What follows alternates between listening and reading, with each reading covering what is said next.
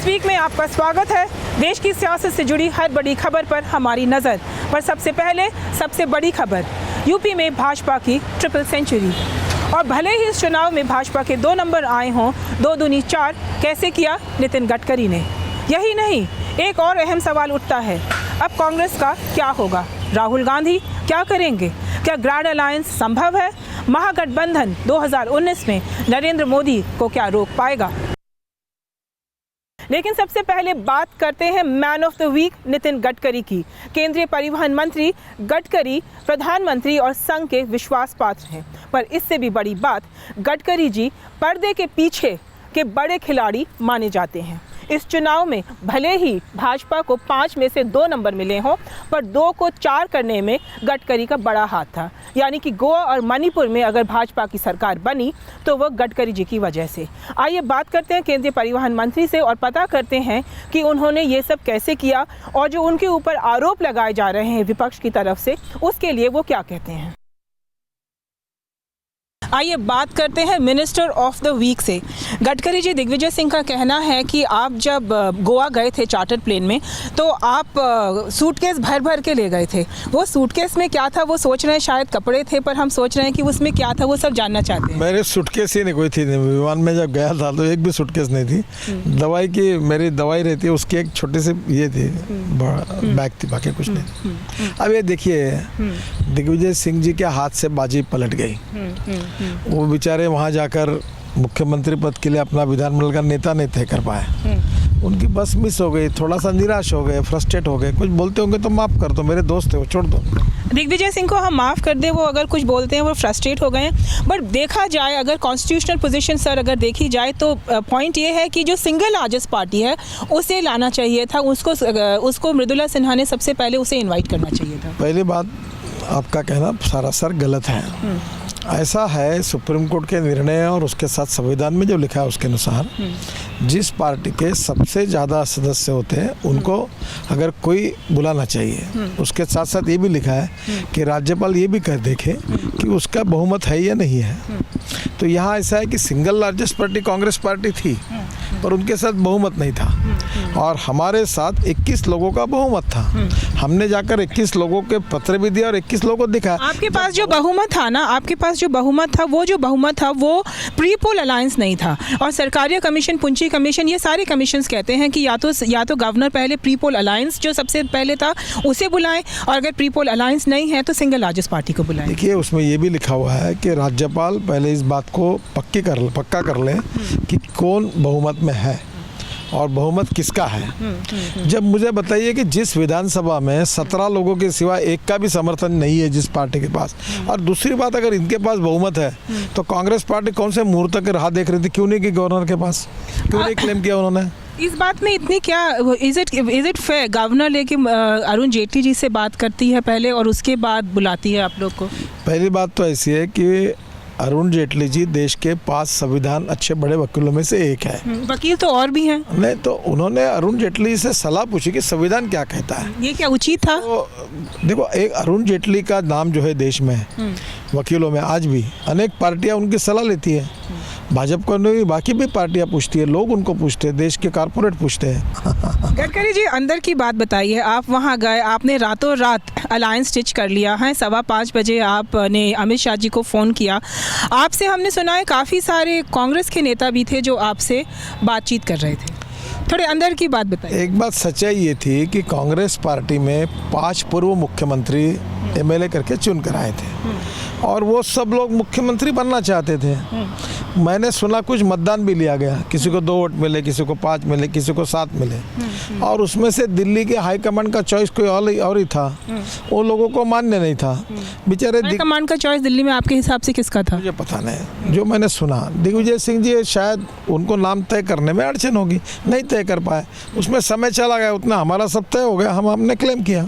मैंने कांग्रेस के कुछ नेताओं से से बात करी, मैंने कहा ऐसा कैसे हुआ कि पूरी बीजेपी बारी ले गई, तो उनका एक ही बात कहनी थी, उन्होंने कहा अरे गोवा में गडकरी जी पहुंच गए।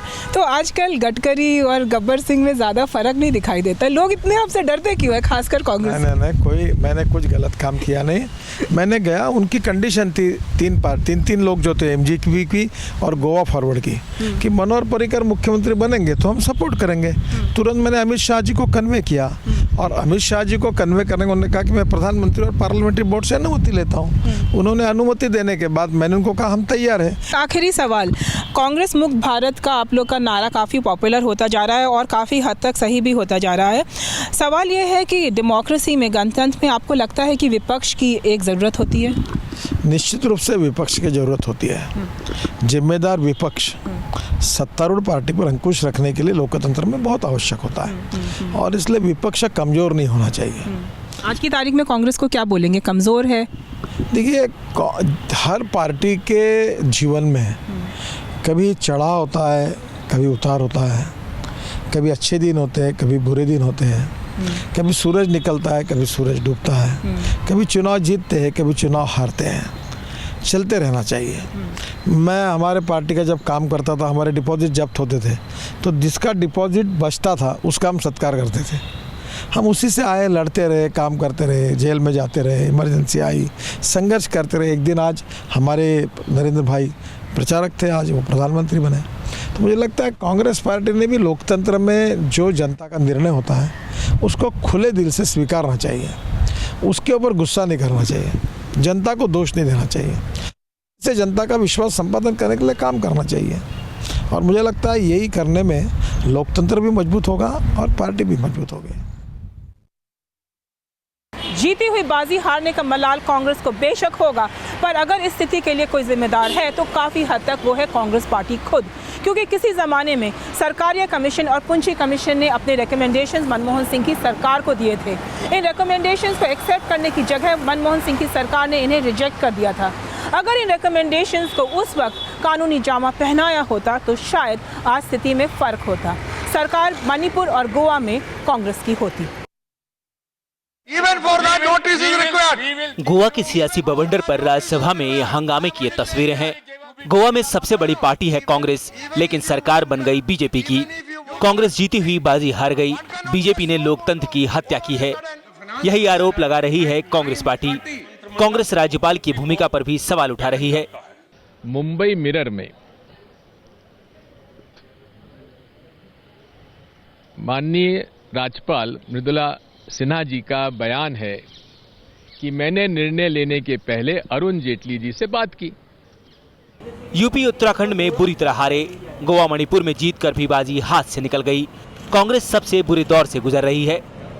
पिछले 5 सालों में 24 चुनाव हार चुकी है कांग्रेस। 2012 में कांग्रेस के हार का सिलसिला शुरू हुआ। यूपी विधानसभा चुनाव में मात्र 28 सीटें जीत पाई थी कांग्रेस। 2017 में यूपी में मात्र 7 सीट पर सिमट गई है कांग्रेस। नेतृत्व सवाल उठ रहे हैं। राहुल गांधी बड़े बदलाव की बात कर रहे हैं। पार्टी नेताओं की भी यही मांग है। बदलाव होगा, अभी तक तो हुआ नहीं, अब भी हो तो देर से सही पर दुरुस्त आ जाएंगे। कभी देश की सियासत में एक छत्र राज हुआ करता था कांग्रेस पार्टी का। आज उस भूमिका के करीब नरेंद्र मोदी की अगुवाई वाली बीजेपी नजर आती है। कांग्रेस के सामने चुनौती बड़ी है, क्या राहुल गांधी की अगुवाई में कांग्रेस की तकदीर बदल पाएगी? दिल्ली से मितु जैन के साथ टीम न्यूज नेशन। क्या मोदी को रोक पाएगा महागठबंधन? 5 राज्यों के चुनाव के बाद विपक्ष में महागठबंधन की सुगबुगाहट शुरू हो गई है। कांग्रेस का कहना है कि मोदी को हराने के लिए वो हर विकल्प ढूंढेगी, जिसमें ग्रैंड अलायंस भी शामिल है। 5 राज्यों में से 4 में बीजेपी की सरकार। मोदी की आंधी को कैसे रोकेगा विपक्ष? इसमें 2 राय नहीं कि नरेंद्र मोदी को भारतीय सियासत में वो कद हासिल हो चुका है जो कभी इंदिरा गांधी का हुआ करता था। मोदी को रोकने के लिए एक ही उपाय सूझ रहा है विपक्ष को, और वो है गठबंधन का बिहार फॉर्मूला। गठबंधन कम से कम महागठबंधन बनाना चाहिए यदि हमें जनता की जो भावना है जो कि मोदी के खिलाफ है उसका परिवर्तन को इस्तेमाल करते हुए हम सीट के लिहाज से भी जीते हैं। मणिशंकर अय्यर बिहार की तर्ज पर ग्रैंड अलायंस की बात कर रहे हैं। कांग्रेस की तरफ से इस महागठबंधन की पहल कम ही होती थी, लेकिन सियासत की जरूरत ऐसी है कि कांग्रेसी नेता इसकी वकालत करने लगे। बिहार में महागठबंधन के अहम सहयोगी भी इसमें हामी भर रहे हैं। हमारा महागठबंधन जीता। बिहार का फॉर्मूला ही देश का फॉर्मूला है, महागठबंधन बनाओ और भाजपा को पराजित करो। लेकिन एनडीए महागठबंधन की कोशिशों पर सवाल उठा रहा है। सबसे करारा वार किया है एलजेपी सुप्रीमो रामविलास पासवान ने। तो हम कोई कांग्रेस के ऊपर में नहीं कटाक्ष कर रहे हैं, किसी के ऊपर में नहीं कटाक्ष कर रहे हैं, लेकिन एक कहावत है कि 100 लंगड़ा मिला करके एक पहलवान नहीं होता है। महागठबंधन की बात तो हो रही है, लेकिन इसकी अगुवाई कौन करेगा? क्या राहुल गांधी पर सर्वसम्मति बन पाएगी या फिर क्षेत्रीय क्षत्रप नीतीश या ममता को कमान देने पर राजी हो जाएंगे? यह भी एक बड़ी पहेली है। दिल्ली से मीतू जैन के साथ टीम न्यूज़ नेशन। 25 साल पहले की एक घटना जिसने बदल दी देश की सियासत। 25 साल में देश बदल गया है, पर नहीं बदला इस मामले का स्टेटस। हम बात कर रहे हैं अयोध्या में विवादित ढांचे की। अभी तक इस मामले की ट्रायल कोर्ट में चल रही है। चार्जेस तक फ्रेम नहीं हुए हैं। अगले हफ्ते सुप्रीम कोर्ट इसमें कुछ निर्देश देगी। पर सवाल ये उठता है कि आज की तारीख में जब पूरे देश में कमल का फूल खिल गया है, तो इस मामले की कितनी अहमियत रह गई है। तारीख पर तारीख, सुनवाई पर सुनवाई, एक केस के 25 साल। यही है अयोध्या के विवादित ढांचे को लेकर चल रही कानूनी खींचतान की दास्तान। पिछले दिनों सुप्रीम कोर्ट में मामले की सुनवाई हुई। कोर्ट ने कहा कि एल के आडवाणी और मुरली मनोहर जोशी के खिलाफ आपराधिक षड्यंत्र का मामला खत्म नहीं होना चाहिए। इससे पहले लखनऊ की सीबीआई अदालत ने तकनीकी गलती के आधार पर दोनों के खिलाफ आपराधिक साजिश की धारा हटा दी थी। सुप्रीम कोर्ट का कहना है कि तकनीकी आधार पर केस को डिस्चार्ज करने की अनुमति नहीं दी जा सकती। विवादित ढांचे को लेकर 2 केस दर्ज किए गए हैं। एक केस ढांचा गिराए जाने को लेकर जो अनाम कार सेवकों के खिलाफ दर्ज है, तो दूसरा केस आपराधिक साजिश का है, जो लाल कृष्ण आडवाणी, मुरली मनोहर जोशी, विनय कटियार और उमा भारती जैसे नेताओं के खिलाफ हैं। दोनों केस में हो रही देरी पर चिंता जताते हुए कोर्ट ने कहा है कि क्यों नहीं दोनों केस का ट्रायल एक साथ किया जाए। इस मामले में अदालती प्रक्रिया की रफ्तार इस कदर धीमी है कि विध्वंस के 25 साल बाद भी अभी तक ये मामला निचली अदालत में लंबित है, जहां एक और अशोक सिंघल और बाल ठाकरे जैसे कई आरोपी अब इस दुनिया में नहीं हैं। वहीं दूसरी ओर आडवाणी और जोशी जैसे कई नेता अब सक्रिय राजनीति से अलग हटकर महज मार्गदर्शक की भूमिका में सिमट गए हैं।